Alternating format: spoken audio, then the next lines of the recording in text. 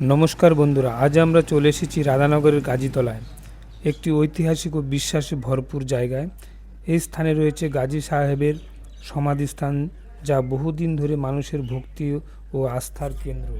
পাশেই রয়েছে চারদিক বাঁধানো অনেক পুরনো একটা মোটা তেঁতুল গাছ, খুবই বড় তেঁতুল গাছটা বন্ধুরা। আর এইটা হচ্ছে গাজী সাহেবের সমাধিস্থান।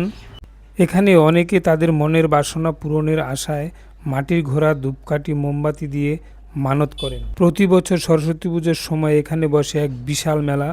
দূর দূরান্ত থেকে মানুষ আসেন, কেউ ঘুরতে, কেউ মানত করতে। কথিত আছে এক সময় এই জলের ওই পারে ছিল বিশাল এক রাজবাড়ি। এখন সেই রাজবাড়ি আর নেই। এই জায়গায় গড়ে উঠেছে বিভিন্ন ধরনের কারখানা ও স্থাপনা। তবে ইতিহাস বদলালেও এখানকার আচার বিশ্বাসও আজও অটুট।